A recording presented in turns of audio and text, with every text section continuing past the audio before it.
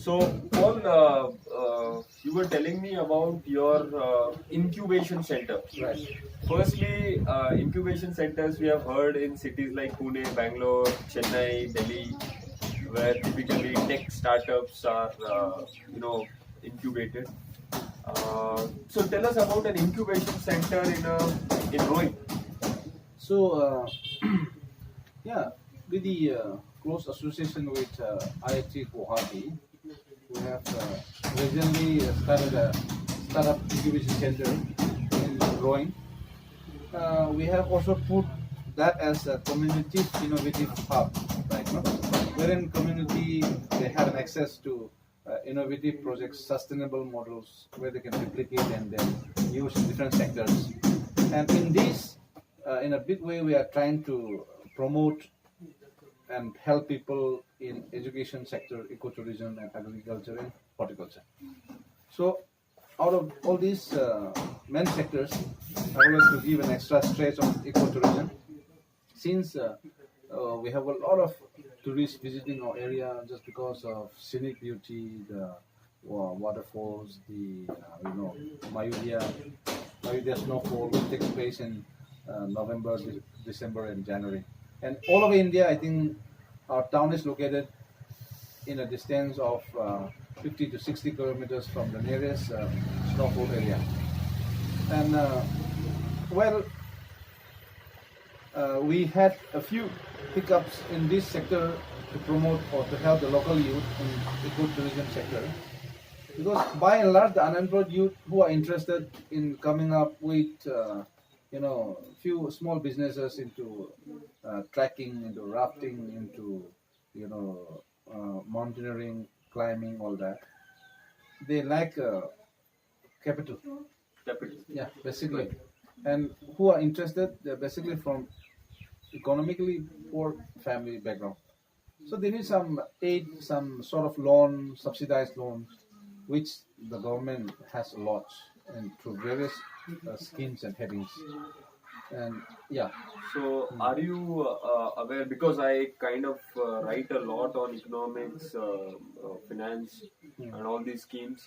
So, aren't the people around aware about schemes like Stand Up India, Mudra? How is that percolated in this part of the country?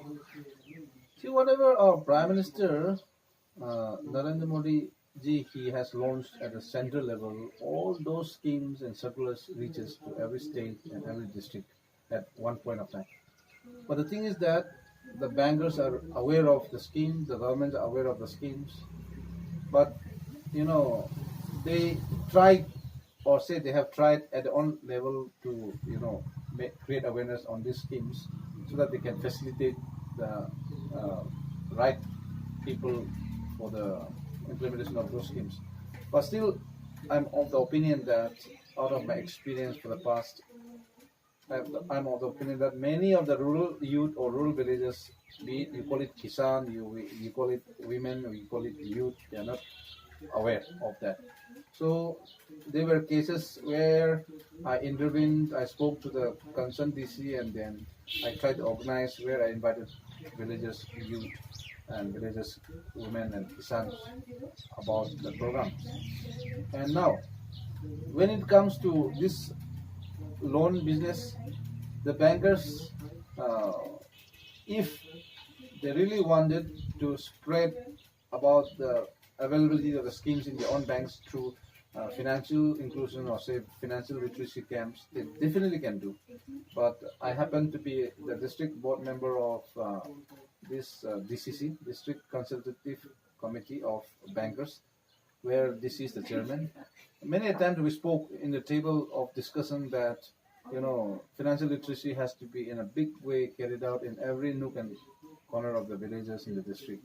But still, there's always bankers they always have an excuse of lack of staff, or say they although they have fund which are supported by NABARD, they don't want to part with to the government, nor they want to involve our NGOs to take forward the programs. That's the reason why still our villagers are still ignorant of most of the schemes. They might heard of the schemes headings or names, but then under it, what are the complication of documentation, what are the documents need to submit, proposal how to make, DPR how to make, all these they're lacking. They need a lot of guidance from the experts or the bankers. Right. So what I was thinking is the tourist flow is coming in. Right? People now are getting trained at your AMIA NGO Mm. with retail, hospitality, soft skills, interpersonal skills. Now they want to set up a business, but they don't have a capital. Right. So to get a capital, you need to train them on financial literacy, Mm. conduct a kind of a literacy programs here, tell them about all these government schemes that are available, and the banker is ready to give the loans, but people or they are not taking that one step forward to reach out to the people. And once the people join hands, they get the capital.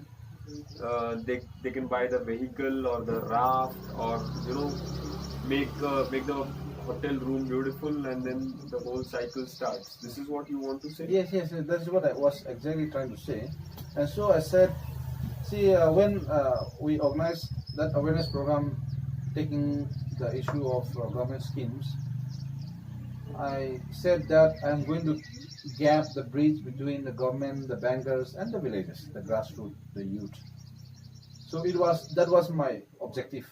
There was no other objective as such, to reach, so that the government reaches to the community and the community reaches to the people. But still, having done one or two programs of that sort, still there's a big gap. And there are many youth who are going astray just because of unemployability. The school dropout starts from 8th standard to 12th standard, because from 8, 9 there's a board exam. And with this right to education 2009 policy, no failing system in schools, students are being pushed up at the end when they get enrolled with CBSE board. There is an external examiner, there is a question paper set from outside. So students by and large they get knocked out from the mainstream of education. So the number of school dropouts which is increasing, and this increasing number of school dropouts, they don't have employability.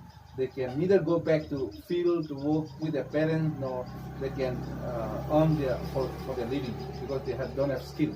So very sad that even in this village where my office is located, there are a number of youth who are slowly taking up to substance abuse, drug addicts, and very recent report that many were put in police custody.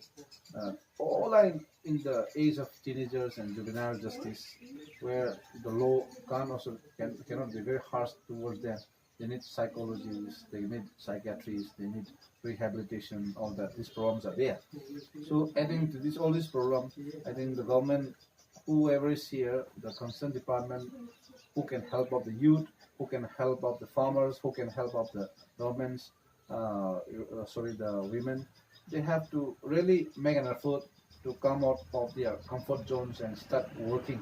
Working is genuinely working, so that they implement the schemes and projects which are coming from the state or the central government, so that there's some sort of transparency, accountability, where genuine development, helping the people for the welfare takes place. Absolutely, Paul. Thank you. Yeah.